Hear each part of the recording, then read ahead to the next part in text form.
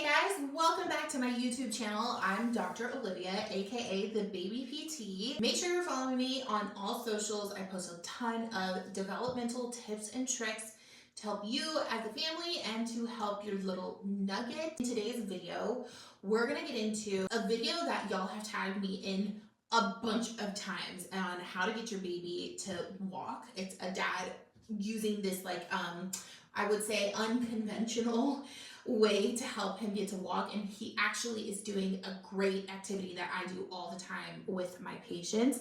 So we're going to review it together, break it down, and hopefully it'll help you get some ideas and help your baby have some really good strategies to learn how to walk.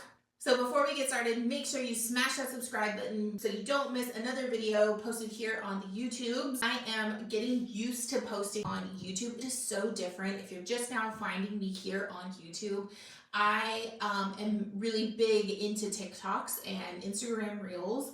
So that's where like my kind of career started on TikTok. So I'm used to only having like 30 seconds max to getting as much information in that short video. So I'm used to talking really fast. So I've been trying to tell my brain, Olivia, you're here on YouTube. Slow down, you have time. So don't forget to hit subscribe. I'll be uploading a lot more frequently, and let's get into today's video. Okay, so first I'm gonna just roll the Instagram reel that y'all have sent me a bunch of times so you can kind of see, and then we'll break it down. So let's roll that.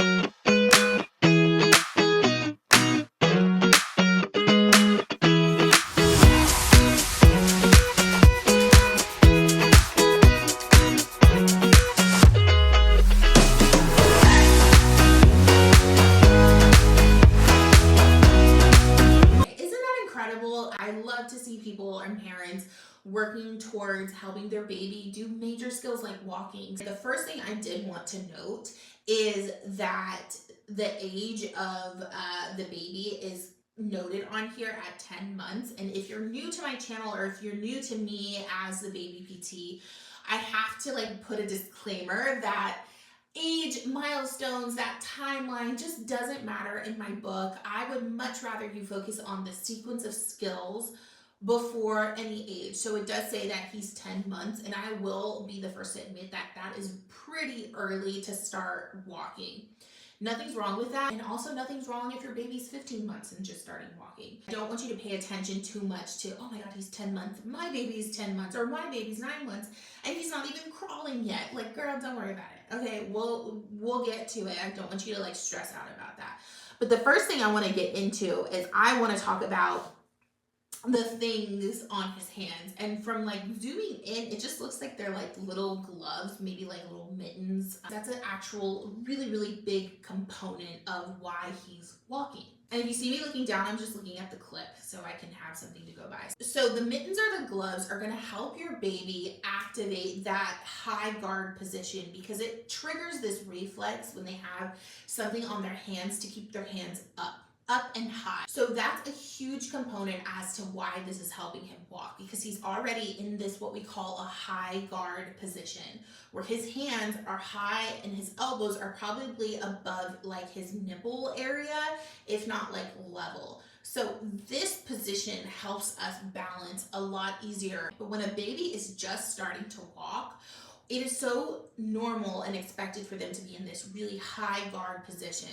Then they go like a little bit more mid guard, and then they go low guard or no guard like you and I. So if you don't have gloves at home, you can put socks on their hands, or you can give them something to hold.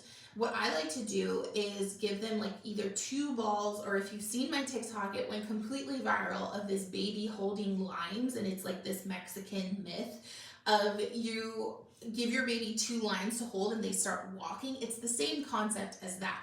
So when they have something to hold in both hands, not just one, it has to be both hands when they're new to walking, that will counterbalance them, and it keeps them in what we talked about in that more high guard position. So the gloves, genius, we love it. Okay, let's go on.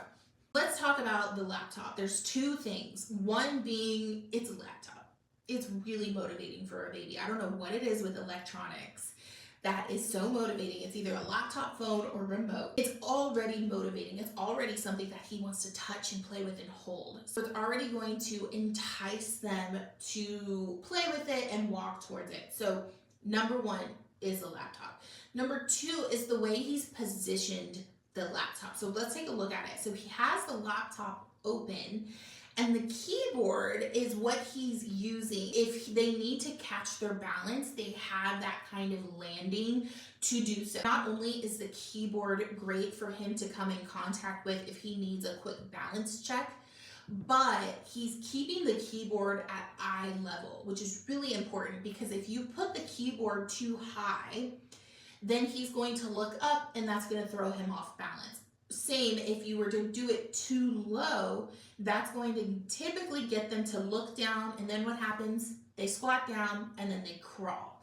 So it's at that perfect eye level that is going to keep him engaged and interested and enticed to go and move, i.e. walk towards the laptop. Another thing I really want to highlight is that it seems like they're doing this multiple times. So they're getting a lot of practice times and reps in, and maybe this isn't the first time they've done this with the laptop and gloves thing. So he's very familiar with it, which is great. So a lot of times people will come to me, families, moms will come to me and say, Dr. Olivia, I work on this at least like a couple of times a week on walking and this, and which is great, but you need to amp that up, because guess what? Repetition is so important in baby development.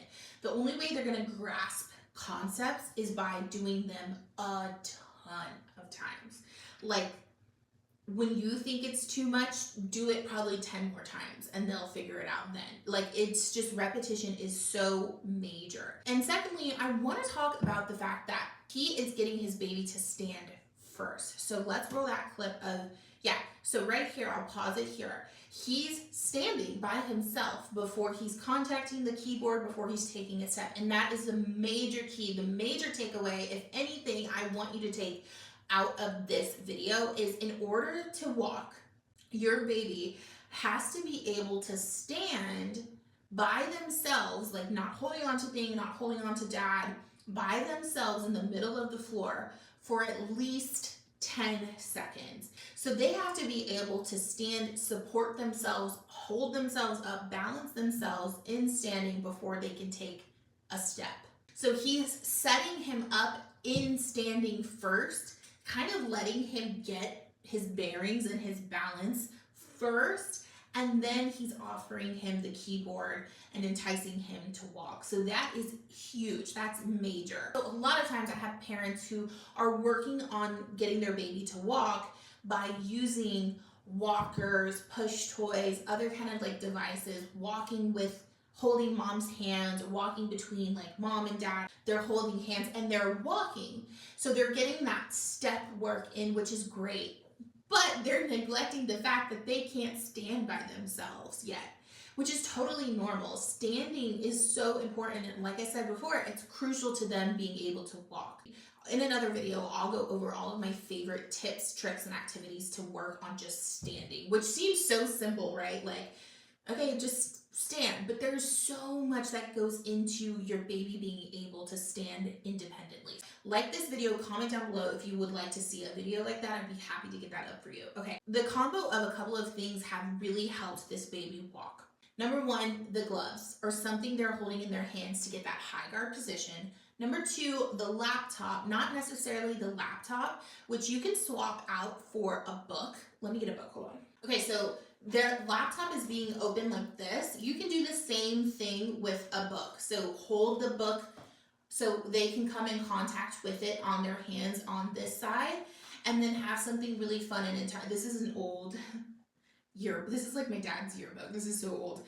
But you can have the same concept, because what we're looking for is more so the shelf point of where like the keyboard is, because again, that makes them feel more secure, because they have something to check into if they need to balance, if they need to like come in contact with something. It's kind of that shelf or table like thing that it's mimicking for them to feel a little bit more comfortable. And the last one is, we talked about them being able to stand by themselves. So he is standing by himself beautifully. So if you don't know where to start, before doing these activities, make sure that they can stand for at least that 5 to 10 second mark.